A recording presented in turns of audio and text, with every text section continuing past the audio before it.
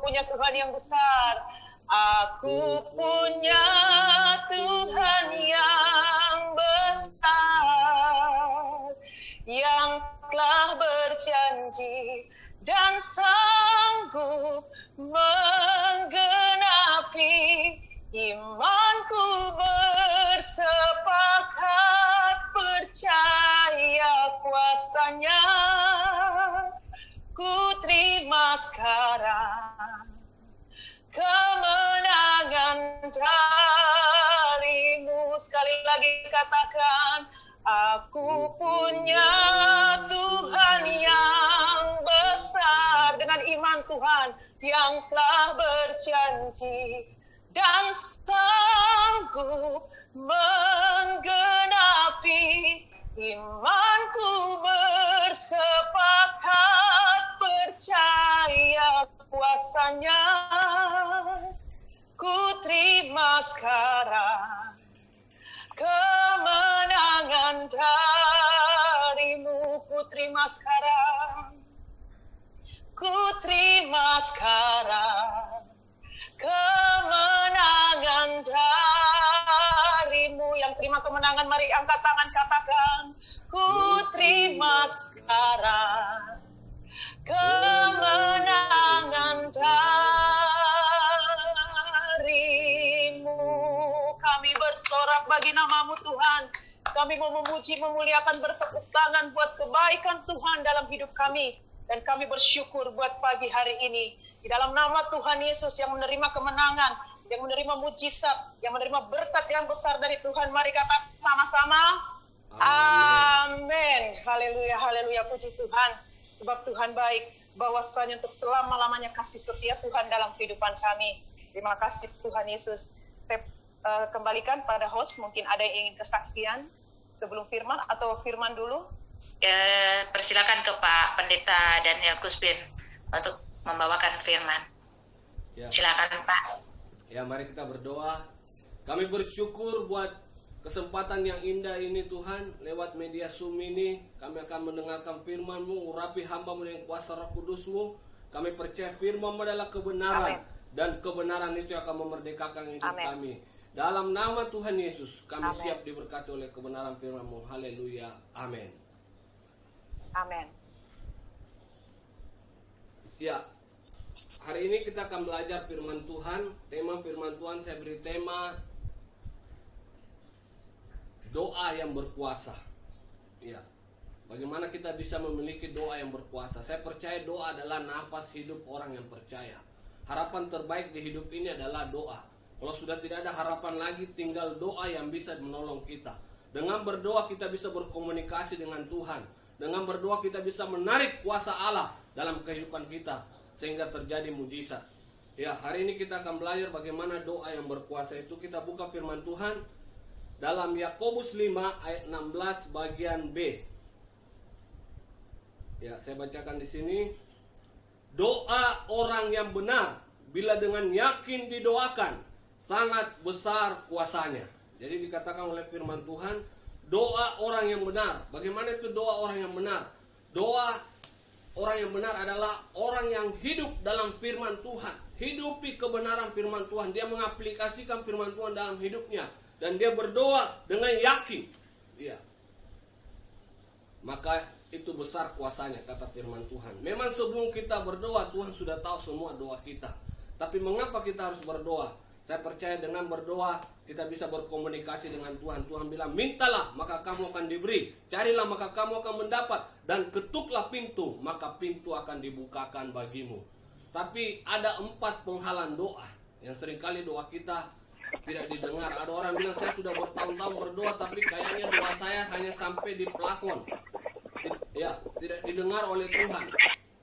Ya, padahal Tuhan selalu mendengar doa kita. Dia terbuka 24 jam ya mendengar doa kita. Cuma jawaban Tuhan itu ada ya, ada tidak, ada tunggu. Jadi 3 jawaban doa. Ya. Hari ini kita akan belajar apa yang menjadi penghalang doa.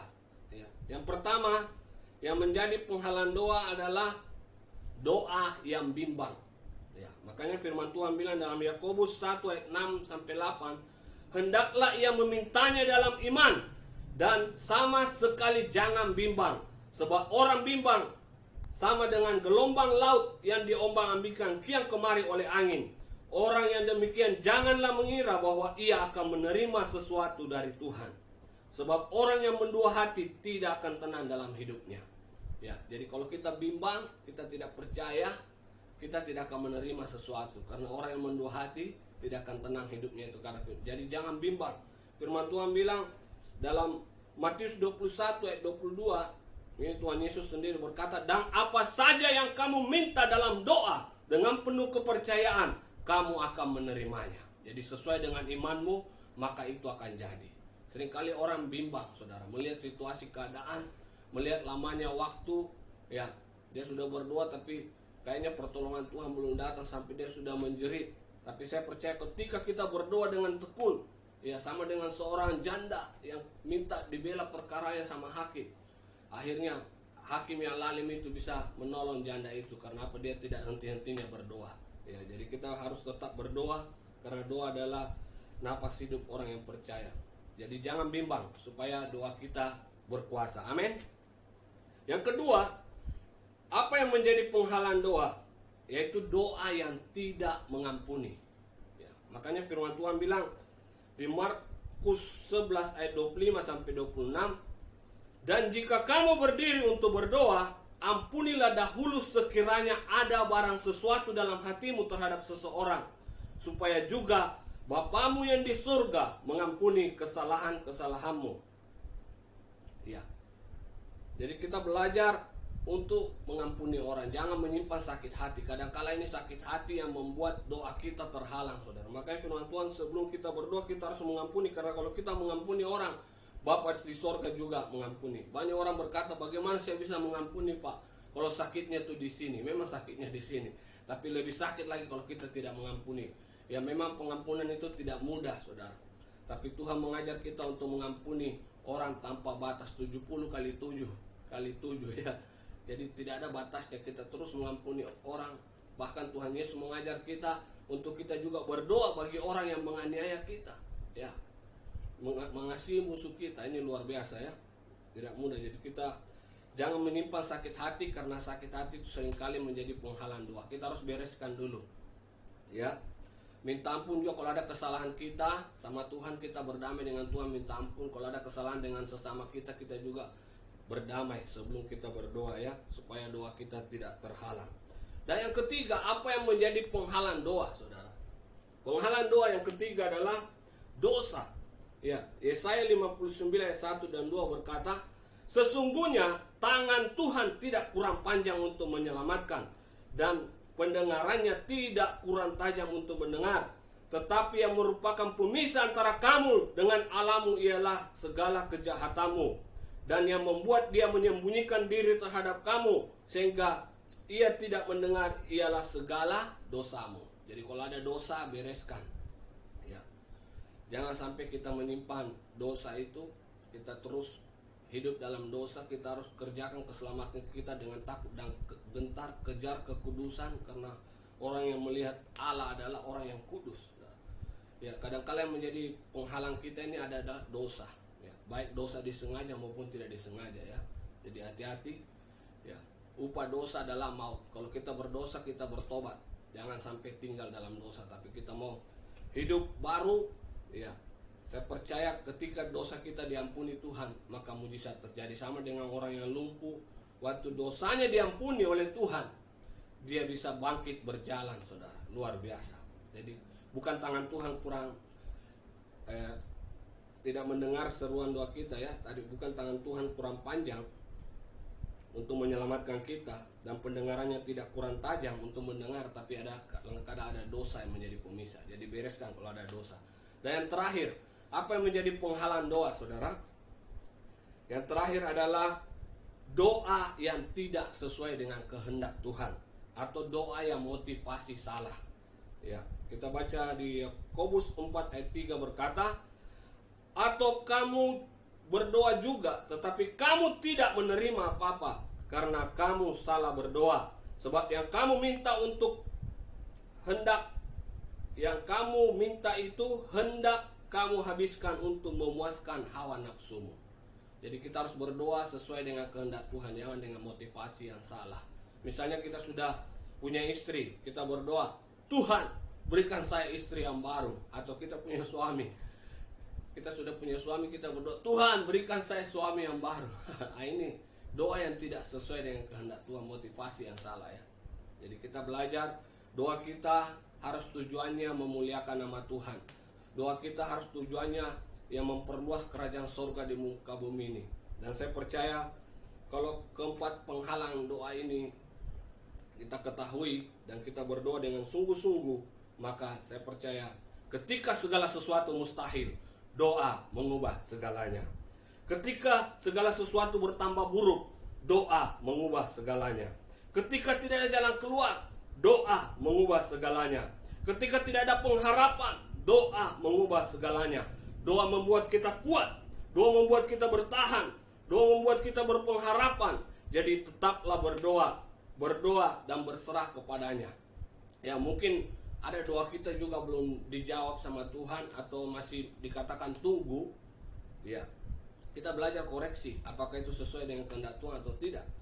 Ya, tapi kalau kita rasa sudah sesuai tapi belum juga dijawab, mari kita berdoa dengan ucapan syukur. Ya, Filipi 4 berkata di sana, janganlah hendaknya kamu khawatir tentang apapun juga, tapi nyatakanlah dalam segala hal keinginanmu dengan doa dan permohonan dengan ucapan syukur. Kita bersyukur saja, berdoa bersyukur.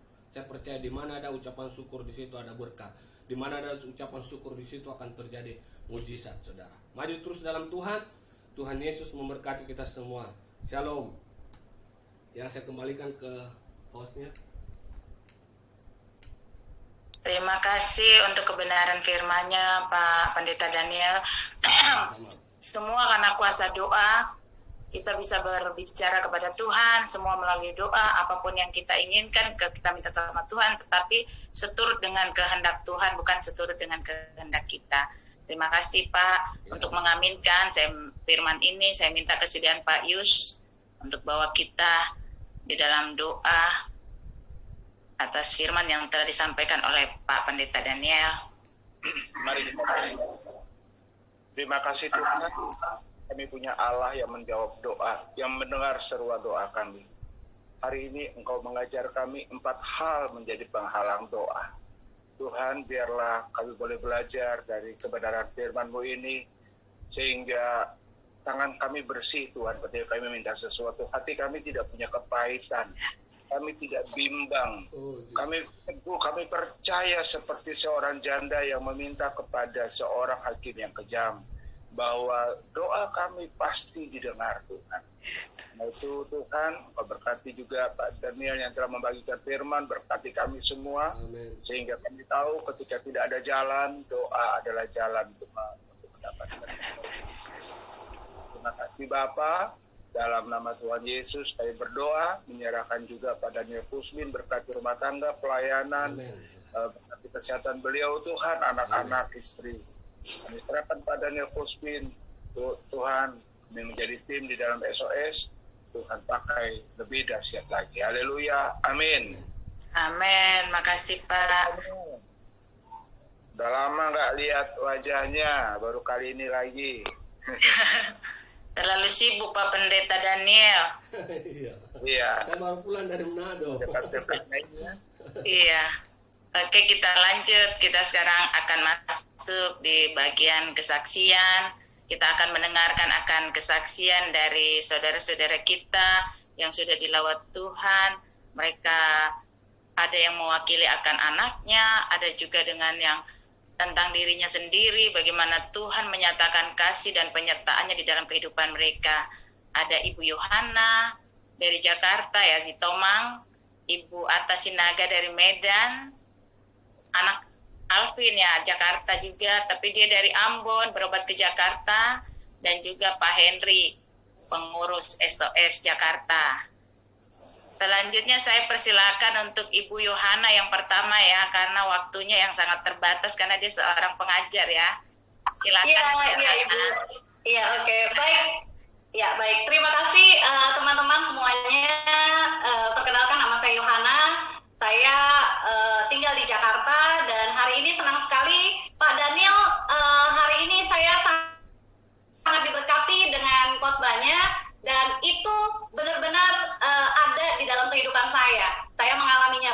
Saya mengalaminya dan khotbah Bapak hari ini sungguh memberkati saya. Terima kasih Pak Daniel. Ya, sama-sama. Oke, baik saudara, saya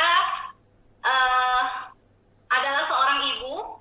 Saya memiliki 3 orang anak. Tuhan percayakan 3 orang anak kepada saya.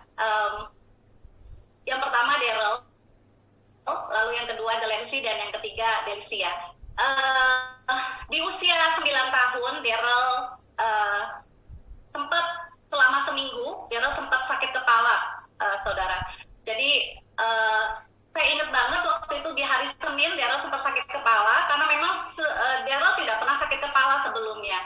Karena dia sakit kepala, saya bingung mau kasih obat apa. Jadi saya langsung bawa ke dokter. Lalu dokter kasih obat, tapi setelah 2 hari itu tidak membaik ya, gitu. Jadi di hari Kamis saya sempat bawa lagi Daryl ke dokter, begitu, ke lain dokter. Lalu dokter yang kedua kasih obat lagi, dan di hari Sabtu pun Daryl pun tidak membaik, gitu. Jadi semakin sakit gitu kepalanya. Setelah itu di hari Sabtu saya sempat cekin mata Daryl. Setelah itu saya sempat bawa Daryl ke dokter syaraf. Kata dokter syaraf ada tegang otot, begitu. Jadi dikasih makan obat lagi, tapi lagi tidak membaik. Dan hari Minggu Daryl sempat menjerit-jerit kesakitan karena kepalanya itu benar-benar sakit banget, dan langsung kita bawa ke rumah sakit. Daryl setelah di rumah sakit langsung bertemu dengan dokter bedah syaraf di sana.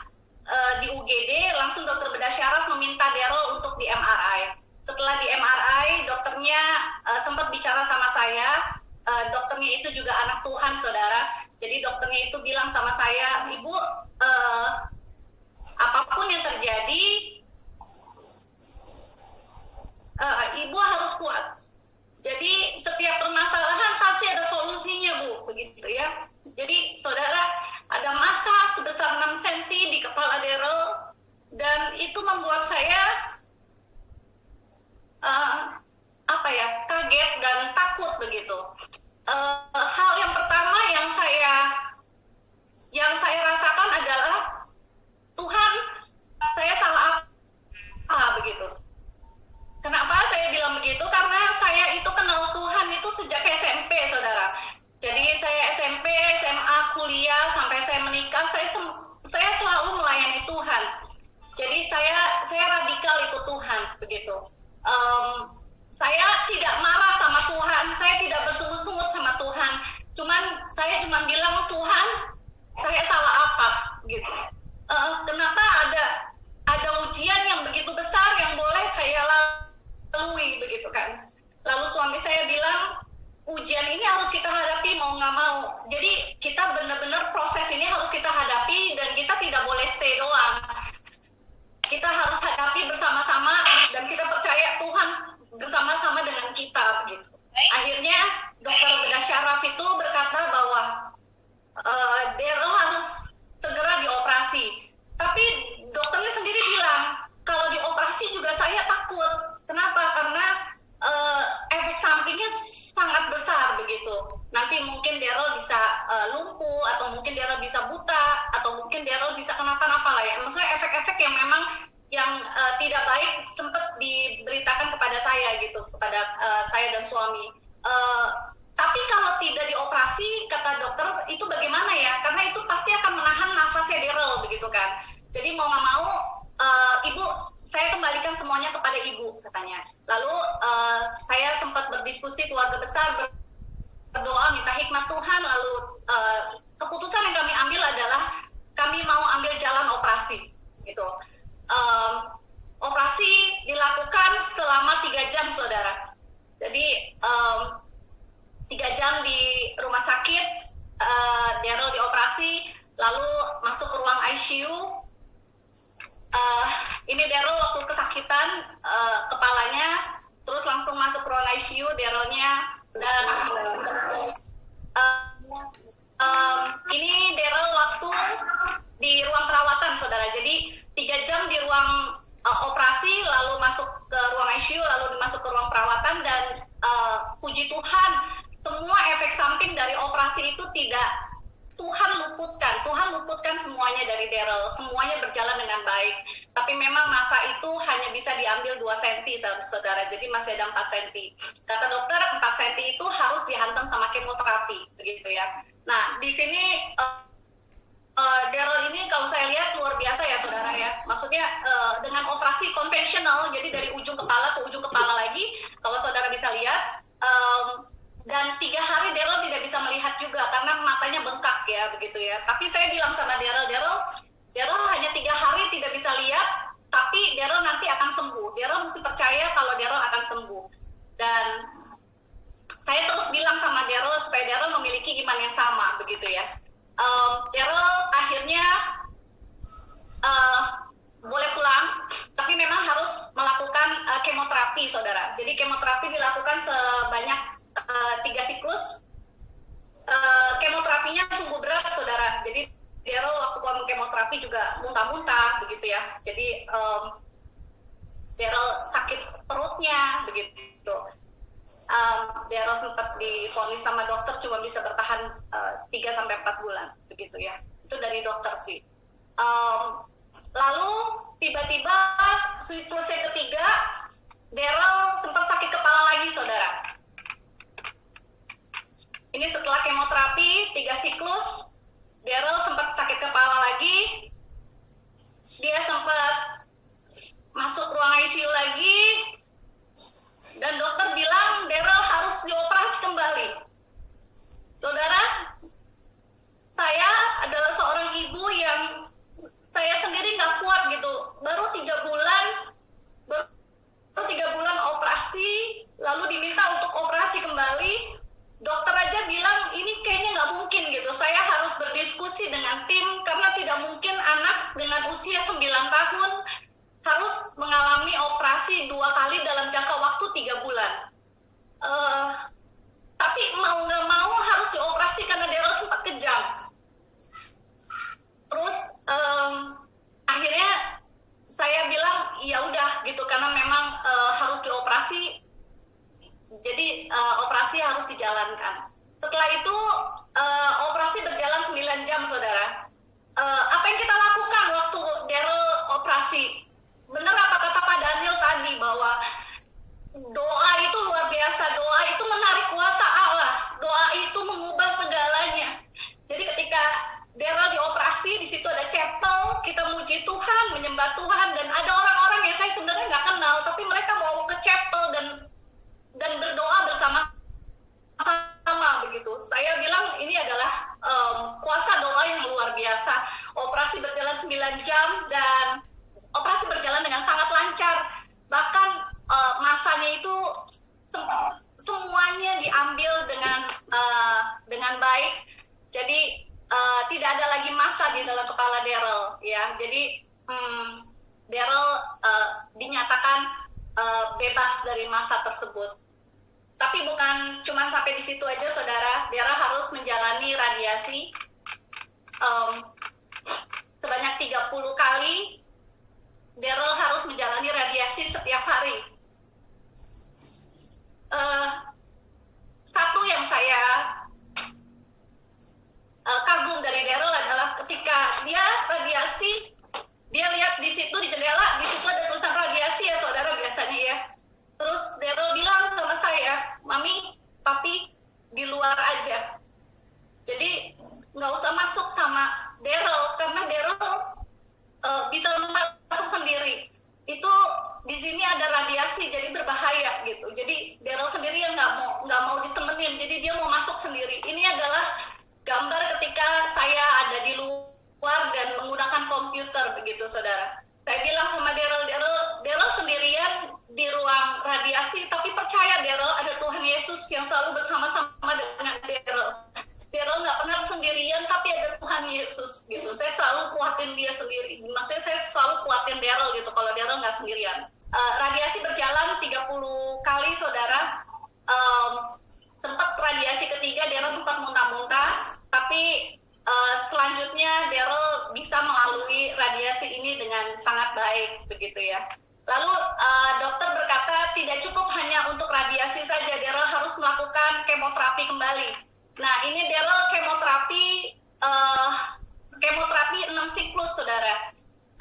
Kemoterapi yang kali ini saya sempat bilang sama Tuhan, kemoterapi yang kemarin itu Daryl banyak sakit. Kalau yang sekarang saya takut karena dokternya mau kasih yang strong gitu, yang lebih kuat dibandingin yang kemoterapi yang sebelumnya. Saya cuma bilang sama Tuhan tolong supaya Daryl waktu kemoterapi itu bisa berjalan dengan baik dan sel yang jahat itu mati sampai ke akar-akar ya begitu. Lalu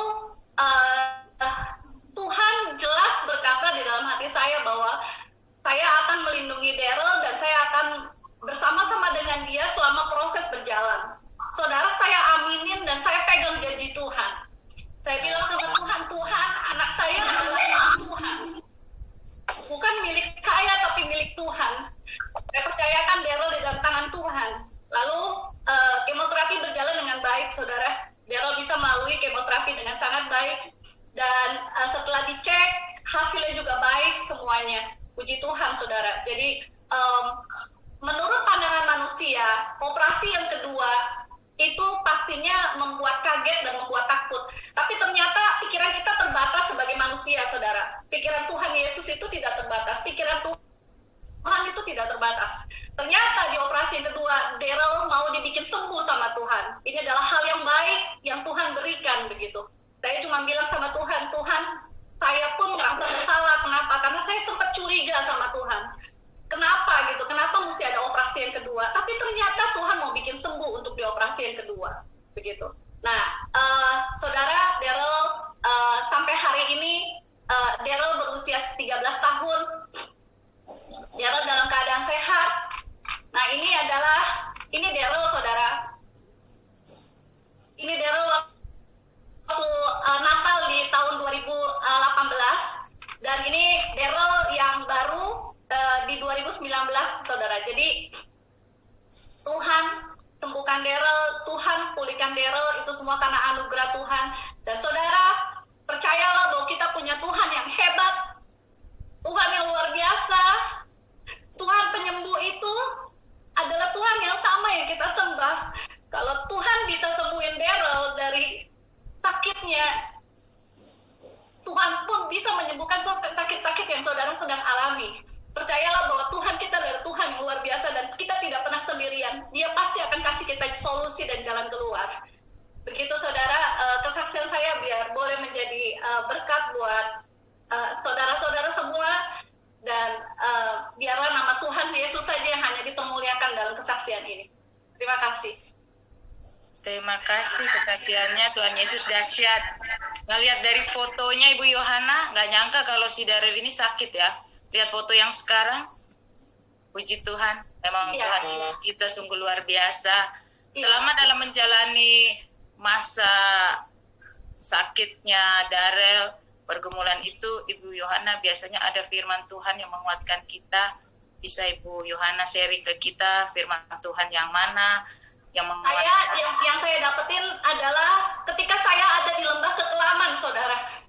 Ada gada Tuhan dan tongkat Tuhan yang selalu ada bersama dengan saya. Gada Tuhan dan tongkat Tuhan akan menuntun saya untuk jalan menuju jalan kemenangan. Jadi jangan pernah takut ketika saudara berada di lembah kekelaman. Ingatlah ada gada Tuhan dan tongkat Tuhan yang selalu ada buat saudara, buat saya juga gitu.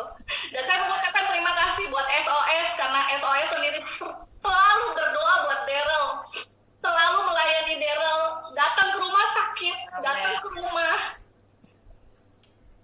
berdoa buat Daryl, dan doa itu luar biasa sekali. Sungguh-sungguh mengubah segalanya. Hal yang mustahil begitu, yang mustahil Tuhan berikan buat Daryl. Jadi doa itu luar biasa, very powerful begitu. Amin. Saya juga bersyukur Ibu Yohana bisa bergabung di Sahabat Orang Sakit, yang mana kita memang diberi kesempatan sama Tuhan Yesus untuk melayani, memberkati, dan memuridkan. Makanya kita juga adain untuk kita masuk acara ini. Biasanya kita ke rumah sakit untuk mendoakan. Ini karena pandemi ini, jadi kita masuk ke media Zoom melalui aplikasi ini. Terima kasih, Tuhan Yesus begitu baik. Ya, saya beri kesempatan Ibu Yohana untuk berdoa secara khusus untuk mengucap syukur betapa besar kebaikan Tuhan di dalam kehidupan keluarga Ibu Yohana. Amin. Saya silakan. Bapak, kami mengucap syukur buat hari ini Tuhan. Hari ini adalah hari yang tidak kebetulan Tuhan. Ada Tuhan Yesus yang bersama-sama dengan kami. Hari ini Tuhan Yesus, terima kasih buat kekuatan yang baru yang Tuhan boleh beri buat kami. Kami mengucap syukur Tuhan buat setiap kekuatan dan damai sejahtera yang Tuhan berikan buat kami Tuhan. Tuhan, Engkau melihat setiap hati demi hati dari setiap hati kami. Kami percaya bahwa Tuhan menilik setiap hati kami. Tuhan tahu yang paling dalam di dalam hati kami. Kami percaya Tuhan, ketika kami menyembah Tuhan, memuliakan nama Tuhan dan bergantung penuh kepada Tuhan, Tuhan Kau adalah Allah yang campur tangan atas kami. Tuhan Yesus, Kau Allah yang menyembuhkan. Hari ini aku berdoa Tuhan buat setiap orang-orang yang sedang mengalami sakit Tuhan Yesus. Hari ini Engkau Allah yang menjamah mereka, menyembuhkan mereka di dalam nama Tuhan Yesus. Kami berdoa dan mengucap syukur. Terima kasih Tuhan. Sembuhkan setiap orang-orang yang sakit yang memerlukan Tuhan. Biar nama Tuhan Yesus saja dipermuliakan. Terima kasih Bapa, di dalam nama Yesus Tuhan kami mengucap syukur. Haleluya, amin. Amin, haleluya. Makasih Ibu Yohana atas kesaksiannya, memberkati kita semua, terus bersaksi. Kita juga terus dukung Darel di dalam pertumbuhannya dan pendidikannya. Iya, sebelum Ibu Yohana ini seorang pengajar, jadi dia cuma waktu sedikit ya. Iya. Dia cuma berbagi sedikit. Sebelum itu kita mau dukung di dalam doa. Saya minta bantuan kesediaan Pak Henry. Masih ada Pak Henry? Yes. Ya, Pak Henry bisa kita berdoa buat Ibu Yohana, buat anak Darel. Kita semua arahkan tangan kita ke Ibu Yohana. Doa ya.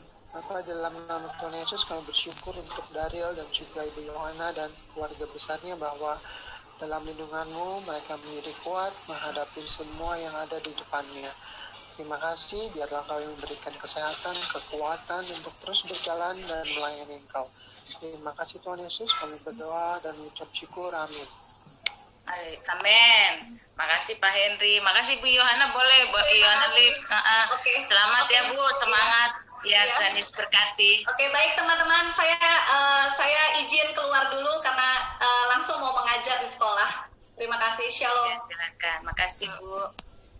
Selanjutnya saya beri kesempatan buat Ibu Atta Sinaga dari Medan ya, bersaksi buat kita semua. Kebaikan Tuhan buat kita semua. Silakan Bu. Baik, terima kasih. Shalom buat kita semua. Kita ucapkan puji dan syukur ya, puji nama Tuhan buat berkatnya. Hingga pada saat ini juga kita semua boleh berkumpul di sini. Terutama saya masih bisa berbagi kesaksian, pengalaman hidup saya bersama Tuhan. Di mana baiknya Tuhan di kehidupan saya selama ini dan sampai sekarang ini. Saya adalah seorang ibu rumah tangga, punya anak satu, laki-laki, dan saya seorang leukemia survivor. Puji Tuhan, sudah 1 tahun 2 bulan free cancer. Jadi pengalaman saya dalam Tuhan, dalam penyakit saya itu sangat